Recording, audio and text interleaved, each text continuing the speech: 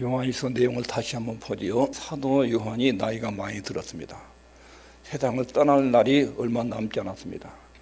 성령의 감동으로 남아있는 교회, 세상에 남아있는 교회들의 성도들 위로하고 격려하기를 원한 거예요. 성도들이 처해 있는 입장은 사도 요한이 표현하기를 세상은 악한 자 안에 처하여, 요한은 로마 네로 황제 때문에 극심한 핍박을 받고 겨우 살아서 에베소 교회 목회자로 와 있습니다. 앞으로도 로마 국가 권력이 얼마나 기독교를 박해하고 못 믿게 할지 이것을 너무 잘 압니다. 교회 안에는 이단자들, 거짓 교사들, 그리고 적그리스도들이 교회 안에 들어와서 미혹하고 교회를 흔들고 있습니다. 교회 밖에는 온갖 우상 숭배자들이 교회를 도전하고 있습니다. 그런 성도들의 미래를 볼 때 굉장히 불투명한 미래지요. 그래 이들을 위로하고 격려하고 강하게 만들어야 하는데 어떻게 위로를 하느냐? 그 위로의 방식이 이것입니다. 내가 예수를 보지 못하였으나 예수님을 사랑하는도다. 그리고 예수님을 사랑하는 마음에서 영광스러운 즐거움이 있다. 그러니까 세상의 압력을 초월하는 능력과 기쁨, 그것을 영광스러운 기쁨, 영광스러운 즐거움이라고 해요. 이것으로 지금 사도 요한이 성도들을 위로하고 격려하고 있는 거예요. 세상을 능가하는 기쁨. 근데 그 기쁨의 정체가 뭐냐? 그 기쁨은 하나님과의 교제에서 오는 거예요. 창조주 하나님과 인격적인 교제를 나누면 신비로우심이 우리 속에 들어오고 그 안에 영생에 대한 기쁨, 구원에 대한 즐거움, 하나님의 은혜와 사랑에 대한 행복감, 이제 밖으로 오는 모든 유형의 압력을 다 파괴하는 영적인 능력이 있는 거예요. 이것도 감당할 힘이 없어요, 세상에. 그런 내용으로 지금 사도 요한이 성도를 위로하고 있는 거예요. 이 위로는 단순한 연약한 빈약한 위로가 아니에요. 능력 있고 권능 있는 위로예요. 그런데 사도 요한이 또 염려한 것은 이 위로, 격려를, 이 기쁨을 파괴하는 요소들이 있다. 하나님의 교제로 인해서 기쁨이 오고 그 기쁨이 세상의 모든 유형의 압력을 다 이기는 능력이 있는데 이 기쁨을 유지하려면 어떻게 해야 되느냐? 하나님으로부터는 기쁨을 파괴하는 위험 요소들이 있다. 그러면서 네 서너 가지를 이야기해요. 첫 번째로 계명을 순종해야 된다. 교제를 유지하려면 계명 순종해야 된다. 형제를 사랑해야 된다. 그리고 올바른 믿음 내용이 있어야 한다. 왜냐하면 거짓 교사들이 하도 파고드니까 교회에 다니다가 거짓 교사들, 이단들의 내용이 가르치는 내용이 빠져들면 기쁨이 상실돼요. 신앙 내용이 올바르게 신앙 내용에 뼈대가 잘 갖춰져야 된다. 이게 뼈대가 잘못 갖춰지면 신앙 전체가 헝클어져요. 믿음의 내용이 올바라야 된다. 그래야 하나님과의 교제를 유지하고 그 교제가 유지돼야 기쁨이 생기고 그 기쁨이 있어야 세상의 유혹과 압력을 이겨낸다는 거예요. 그 다음에 5장 들어서는 하나님의 자녀라는 확신이 있어야 한다. 하나님의 자녀. 나는 또렷하게 하나님의 아들과 딸인가? 내게 영생이 있는가? 이것에 대한 또렷한 확신이 있어야 된다는 거예요. 그래야 하나님의 기쁨을 유지하는 교제가 유지되고 그래야 세상을 이겨낼 수 있다는 거예요. 요한일서는 하나님의 생명, 영생이라는 말을 빼면 요한일서가 이해가 잘 안 됩니다. 요한일서에서 하나님의 생명, 영생, 하나님의 생명이 우리 속에 들어와요. 예수 믿는 사람들 하나님의 생명이 있습니다. 예수를 안 믿는 사람들은 하나님의 생명이 없습니다. 예수를 안 믿는 사람들은 육체의 생명만 가지고 살아갑니다. 예수 믿는 사람은 목숨이 2개입니다. 육체의 생명과 영적인 생명이 있습니다. 영적인 생명이 하나님의 생명입니다. 그러면 그 하나님의 생명이 내 속에 있는데 여기도 설명하는 건 3가지 각도로 설명합니다. 첫 번째로 하나님에 의해서 사람들에게 주어진 생명, 영적인 생명의 실체. 눈에 안 보이죠? 여러분 속에 영적인 생명이 있는지 없는지 그걸 어떻게 아느냐? 이것을 사도 요한이 명확하게 가르쳐 줍니다. 영적인 생명이 하나님에 의해서 주어졌다. 그러면 그 영적인 생명이 스스로 그 생명을 표현해요. 쉽게 말하면 육체가 살아있다. 몸이 저 사람 살았느냐 죽었느냐. 살아있는 사람은 호흡을 합니다. 그럼 활동을 합니다. 살아있는 사람은 성장합니다. 여기 살아있지요?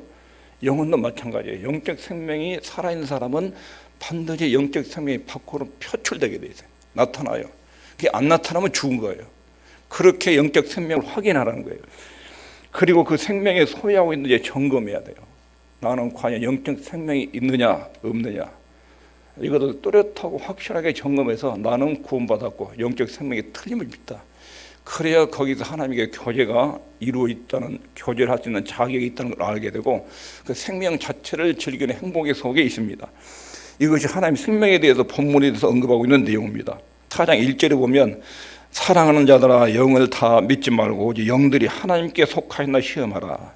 많은 거짓 선지자가 세상에 나왔습니다. 영을 다 믿지 말고, 지금 사도 요한이 편지를 쓰고 있는 교회에 이단들이 들어와서요, 거짓 교사들과 그렇게 가르치는 선생들이 들어와서요, 영을 다 믿지 말고 성령 받았다고 말하는 사람들의 말을 다 믿지 말고 그것이 하나님께 속한 영인지를 테스트해봐라. 하나님께 속한 영은 하나님을 사랑합니다. 형제를 사랑합니다. 계명을 지킵니다. 이게 또렷하게 세 가지가 나타나요. 하나님께 속한 영은 또렷하게 이렇게 나타난다. 내 속에 생명이 있는지 분명히 확인하는 것이 중요하다는 거예요. 생명이 있으면 하나님을 사랑합니다. 형제를 사랑합니다. 계명을 순종합니다. 이게 한 세트로 늘 묶여 있습니다. 하나님에 의해서 주어진 생명에 대해서 먼저 생명의 본질을 보죠. 자, 읽겠습니다. 시작. 영적 생명은 총체적입니다. 이 말이 무슨 말이냐면 우리 몸이 생명이지요. 우리 몸이 살아있으면 유기적으로 연결되어 있습니다. 유기적이란 말은 한 덩어리는 한 덩어리. 내 몸에 여기 손가락도 있고 팔도 있고 어깨도 있지요. 양쪽 어깨가 있고 발이 있고 얼굴도 있고 이목구비가 있고. 근데 신체 기능이 따로따로요. 근데 따로따로 놀지 않아요. 한 몸이 한 몸. 이것도 총체적 그래요. 총체적. 박병이라는 생명은 총체적으로 움직여요. 한 덩어리로. 손가락, 발가락, 그리고 뭐 얼굴 따로 움직이지 않아요. 총체적. 영적 생명도 마찬가지예요. 영적 생명을 마음속에 두고 읽어야 요한 1서가 이해가 됩니다. 영생을 모르면 요한 1서가 이해가 안 됩니다. 하나님이 우리에게 주신 생명, 이거 영적 생명이에요. 예수님이 우리 속에 들어오면서 하나님의 생명을 가지고 들어왔어요. 그리고 예수 믿는 사람은 영적인 생명이 내 속에 있습니다. 이 생명은 특정 방식으로 그 생명 자체를 나타냅니다. 생명이, 영적 생명이 내 속에 있으면 특수하게 소반되는 특징들이 있습니다. 몸이 살아있다 그러면 호흡, 활동, 성장, 살아있는 몸에 세 가지 현상이 일어난 것처럼 내 속에 영적 생명이 있다. 그럼 특징적인 요소들이 밖으로 표출되는 것이 있습니다. 그것이 하나님의 사랑, 형제의 사랑, 계명을 지키는 것, 예수 그리스도에 대한 신앙 고백, 내가 하나님의 아들, 딸이라는 확신, 이 다섯 가지가 영적 생명의 실체에서 밖으로 나오는 열매예요. 이것들이 또렷하게 있습니다. 근데 착각을 하는데 내 속에 영적 생명이 있는 것 같다. 이것을 어떤 식으로 확인을 하려고 하냐면 감정으로. 내가 신비한 뭔가를 체험하고 있느냐, 보고 있느냐, 뭔가 마음에 황홀함이 있느냐, 이런 감성으로 영적 생명의 실체를 확인하려고 하는 것이 속이는 거예요. 체험으로 확인하려고 하는 것, 이게 속이는 거예요. 또 윤리적인 행동, 몇 가지 규칙을 지켜놓고 나는 하나님 믿으니까 이렇게 규칙적인 생활을 한다. 이것으로 영적 생명을 확인하는 거, 이것도 부분적이고 잘못된 거예요. 또 몇 가지 교리를 아는 것, 성경적 진리 몇 가지를 알고 있는 것, 이것으로 영적 생명을 확인하는 것, 이것도 잘못된 거예요. 이것을 총체적 생명이라는 말은 우리 몸에는 손, 발, 어깨, 머리 한 덩어리로 하나로 딱 묶여져서 이걸 생명 그래요. 영적 생명은 한 몇 가지 증세가 나타난다고 해서 내가 하나님의 생명을 가진 것이 증세가 이런 것이다, 이렇게 표현되는 것이 아니에요. 두 번째 있습니다. 시작. 영적 생명은 유기적이다. 우리 안에 들어와 있는 영생, 이것은 유기적 한 덩어리라는 거예요. 따로따로 잘라져 가지고 분리되어 있는 것이 아니라 하나로 연결되어 있다는 연결. 때로는 하나님의 사랑으로 시작해서 형제의 사랑으로 가요. 또 형제의 사랑으로 시작해서 하나님의 사랑을 알아요. 어떤 경우는 계명을 지키는 것으로 하나님의 사랑을 알고 형제의 사랑을 알아요. 자, 여기 점이 세 개 있다고. 점이 세 개가 이게 뺑 돌려서 연결되어 있어요. 어느 점에서 시작될 수도 있어요. 계명을 순종하는 데도 하나님의 사랑으로, 그리고 하나님의 사랑에도 형제의 사랑으로, 형제의 사랑에 출발해서 하나님의 사랑으로 끝날 때도 있고, 하나님의 사랑을 출발해서 계명을 순종하고 나타나요. 이게 완전히 이게 하나로 유기적이라고 연결돼 있어요. 따로따로 분리돼서 움직이는 것이 아니라는 거예요. 오늘 요한일서 4장 2절에 보면 누구든지 하나님을 사랑하노라 하고 형제를 미워하면, 하나님을 사랑한다 그런데 형제를 미워한다, 이건 가짜다. 하나님의 사랑과 형제의 사랑은 밀접하게 연결되어 있죠. 분리될 수가 없다. 형제를 사랑하는 사람은 하나님을 사랑하는 사람이에요. 하나님을 사랑하는 사람은 형제를 사랑하는 사람이에요. 그 다음에 5장 2절에 하나님을 사랑하고 그 계명을 지킬 때, 하나님을 사랑하는 사람은 계명을 지키는 사람이에요. 계명을 지키는 사람은 하나님의 자녀를 사랑해요. 이 세 가지가 항상 유기적으로 한 덩어리로 연결되어 있어요. 따로따로 신앙이 분리된 채로 표현되지 않아요.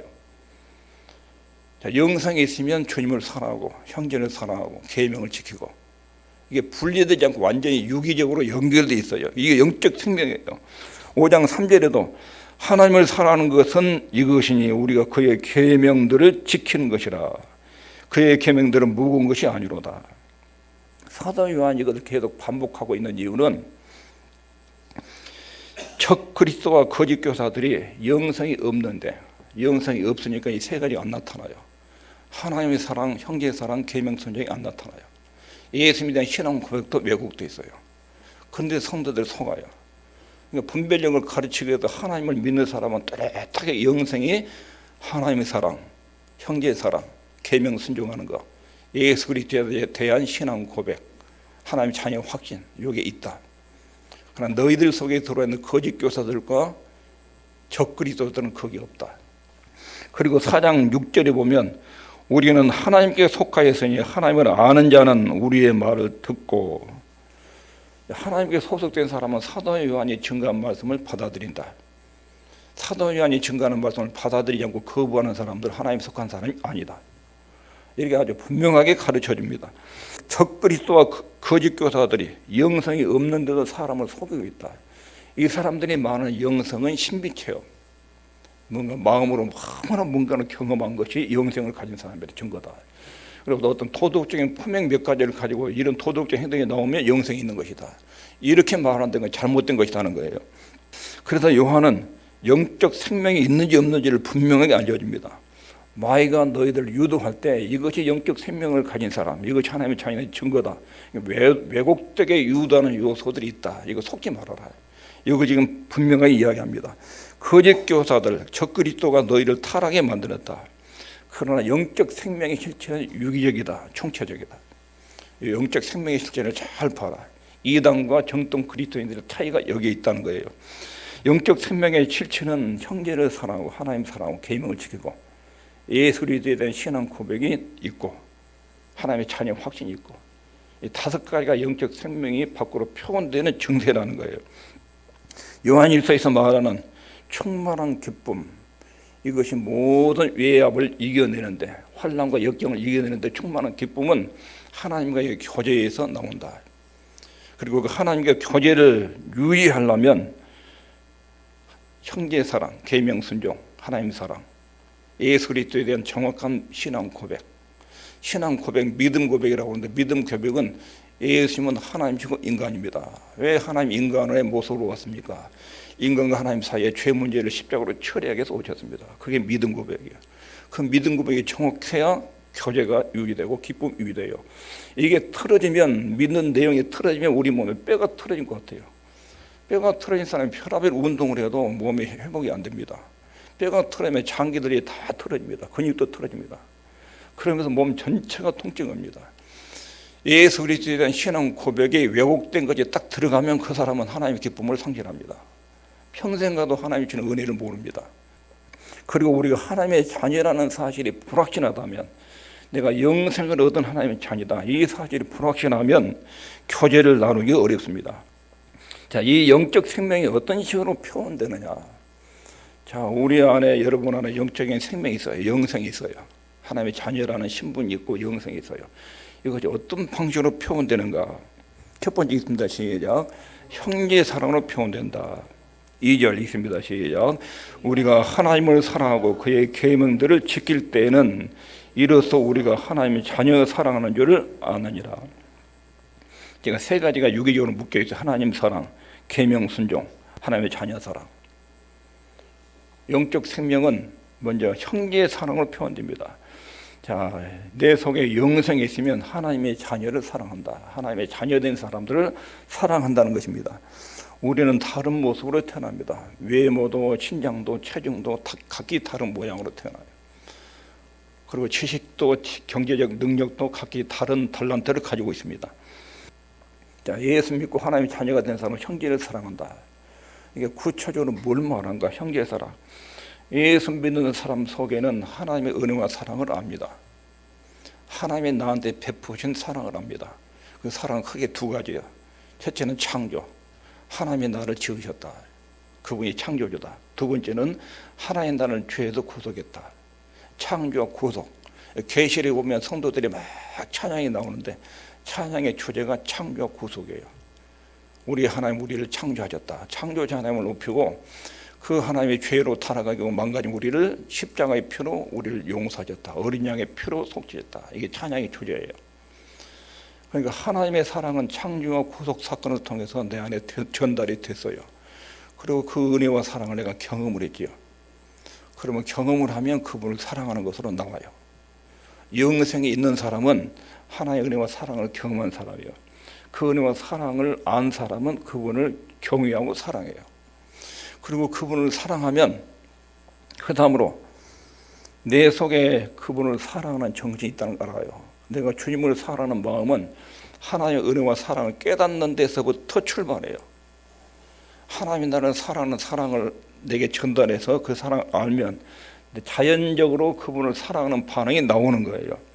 그리고 난 다음에 형제의 사랑이 이루어집니다. 형제의 사랑은 구체적으로 이거예요. 하나님 아버지가 나간 죄인을 살리기 위해서 아들을 십자가에 죽으셨다. 나는 그 은혜로 하나님의 아들이 됐다. 이것을 믿으십니까? 이게 첫 번째 형제의 사랑. 두 번째는 내 옆에 있는 동료 성도도 저분도 예수님이 십자가에 피를 흘려서 구원한 하나님의 소중한 아들과 딸이다.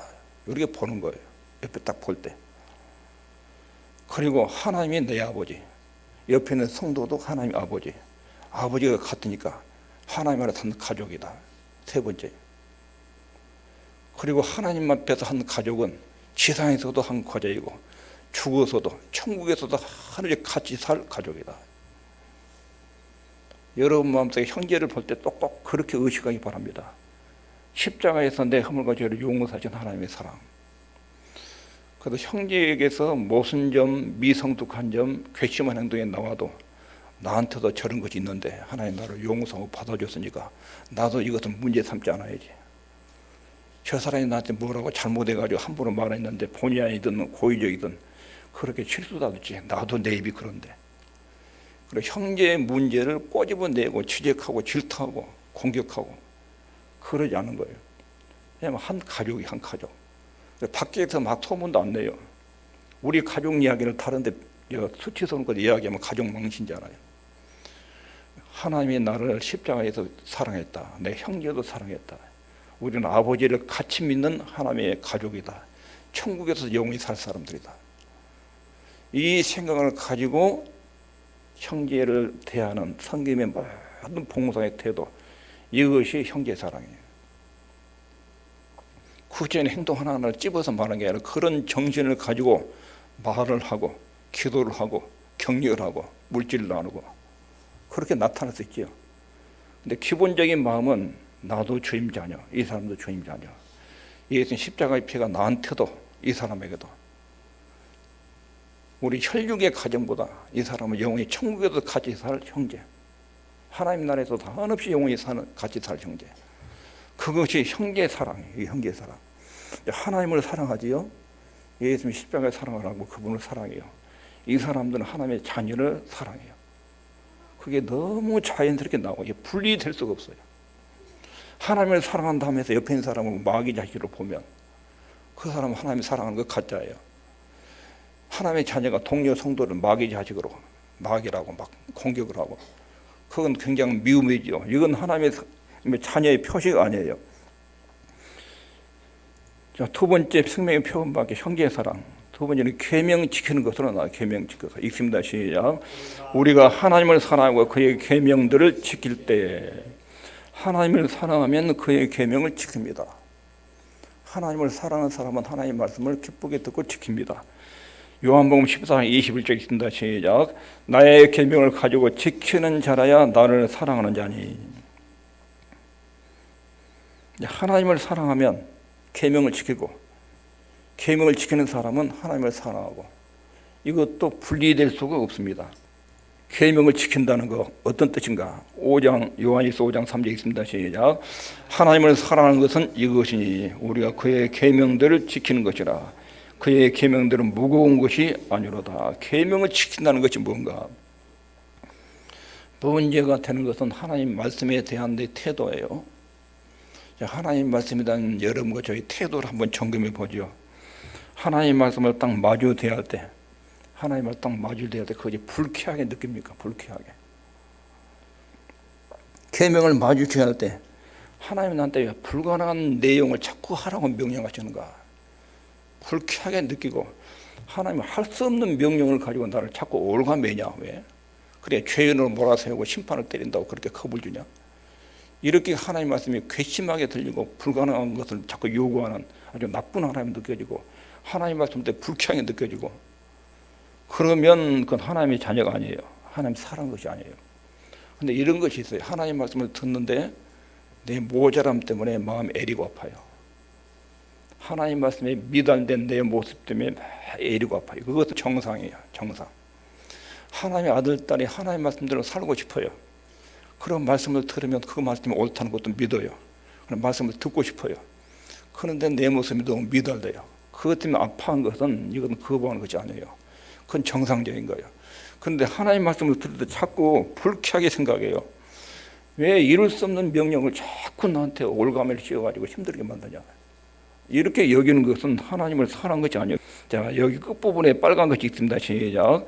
무거운 것이 아니로다. 그의 계명들은 무거운 것이 아니다. 자식이나 손주를 사랑하는 사람은 자식을 위한 봉사가 절대로 부담이 되지 않습니다. 넘버 다 팔고 자기 몸이 부서지도록 일해가지고 자녀들 공부시킵니다. 근데 자녀를 위한 서구와 헌신이 무겁게 부담으로 안 느껴집니다. 자식을 사랑하지 않는 부모는 저것이 내 왼수다, 왼수. 저것 때문에 저거 없으면 내가 인생 편안해서 저것 때문에 내가 힘들다. 사랑하는 마음이 없으면 자녀를 위한 모든 희생과 봉사가 큰 짐으로 느껴집니다. 하나님을 위해서 순종을 헌신하는 것이 쉬운 일이 아닙니다. 근데 그분의 사랑과 은혜를 생각하면 그것이 너무도 가볍게 계명들이 무거운 것이 아니다. 하나님의 사랑을 느낀 사람은 계명이 무거운 것이 아니에요. 자녀들이 부모를 공경할 때 부모님이 어릴 때부터 나를 얼마나 사랑하고 헌신을 많이 했는지 이것을 아는 자녀들은 부모님께 효도하는 거, 명절 때 내려가는 거, 그다가 회갑잔치 때 뭐 해드리는 거 이거 전혀 부담이 안 돼요. 그냥 기쁨으로 즐거움으로. 내 자녀 부모의 사랑을 느끼지 못한 자식은 의무감 때문에 형제들 얼마씩 내라면 그게 굉장히 아까워요.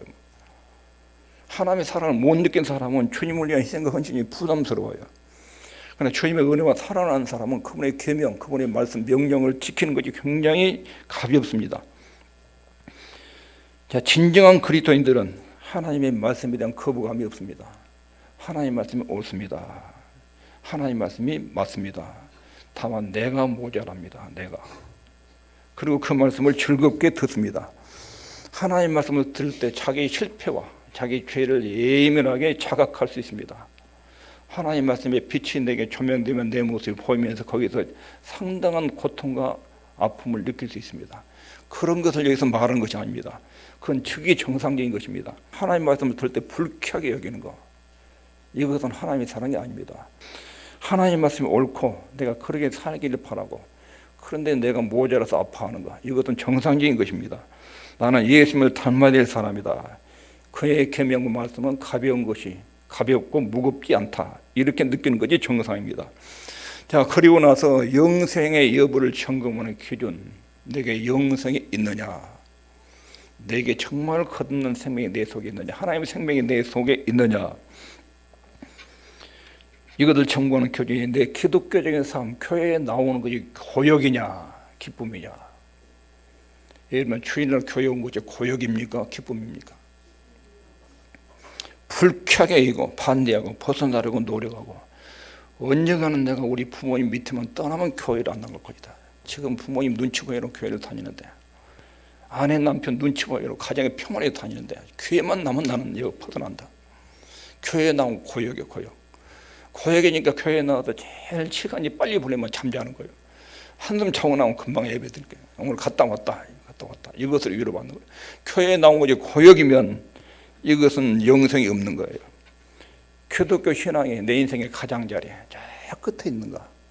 하나님 섬기려신 내 인생의 중심에 있는가? 내 인생의 가장 핵심 가치, 컴퓨터는 말하면 윈도우가 모든 프로그램을 가동시키지요.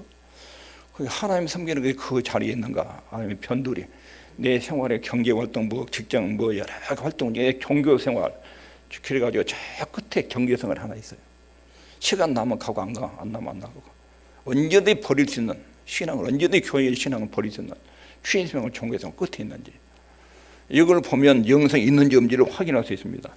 하나님의 생명을 누리고 하나님의 온전하신 것 같이, 예수님 온전하신 것 같이 내가 온전하기를 바라고, 하나님의 계명이 무거운 것이 아니고 순종이 가능하고 기쁨으로 순종할 수 있는 내용이고, 이렇게 믿는 것이 하나님의 자녀들의 모습입니다. 요한은 우리에게 영생에 대해서 총체적으로 언급합니다. 첫 번째, 하나님의 사랑을 하고 있는가? 내가 하나님의 사랑을 알고 느끼고 경험하고 있는가? 하나님의 사랑을 아는 사람은 하나님을 사랑합니다. 두 번째, 계명들을 지키는가? 주의 말씀은 항상 옳습니다. 내가 말씀을 들려주고 가르쳐주면 내가 그대로 따르고 순종하겠습니다. 이런 자세를 가지고 지키는가? 형제를 사랑하는가? 동료 성도를 보면 그렇게 귀하게 보이고, 이 사람은 나처럼 십자가의 피 흘려서 구원받은 하나님의 자녀다, 천국에서 함께 살 가족이다, 이런 시각으로 형제를 보고 있는가? 신앙 고백, 예수 그리스도는 하나님이고 인간이시고 그분 십자가에서 내 죄를 위해서 죽으셨고 다시 살아나시고 다시 재림하신다, 이런 내용에 대한 또렷한 믿음 고백이 있는가? 이 고백들이 있고 이런 내용이 한 덩어리로 뭉쳐 있으면 그 사람은 영생을 얻은 사람입니다. 오늘 말씀을 정리하면, 요한일서 내용은 위로와 격려를 보내기 위해서 기록했습니다. 그 위로와 격려의 내용은 하나님과의 교제를 통했습니다. 하나님과의 교제가 이루어지면 모든 유형의 압력을 이겨내는 기쁨이 유지됩니다. 그 기쁨을 유지하기 위해서는 계명을 순종하고 형제를 사랑하고 올바른 믿음 내용을 갖춰야 됩니다. 하나님의 자녀의 신분이 확인돼야 하나님과의 교제의 기쁨을 유지할 수 있습니다. 그래야 험한 세상을 믿음으로 이겨내고 살아갈 수 있습니다. 그 다음에 하나님의 생명은 행동으로 표현됩니다. 우리 안에 들어있는 영생은 반드시 밖으로 표현됩니다. 이 위에 있는 네 가지 모양으로 그 생명이 밖으로 표출되게 되어 있습니다. 이것이 영생의 여부를 확인하는 기준입니다. 내 속에 하나님의 생명이 있는가? 이것은 여기 1번부터 4번 이런 요소가 내 속에 있는 것이 밖으로 나오고 있는가? 이것을 보면 알 수 있습니다. 오늘 딱 보니까 나는 영생이 없는 것 같다. 그러면 구해야 됩니다. 하나님 앞에 엎드리고 은혜를 구해야 합니다. 그리고 하나님의 생명이 내 속에 돌아서 약동이 되도록 구하면 주께서 은혜의 선물로 이것을 우리에게 주십니다. 기도하겠습니다.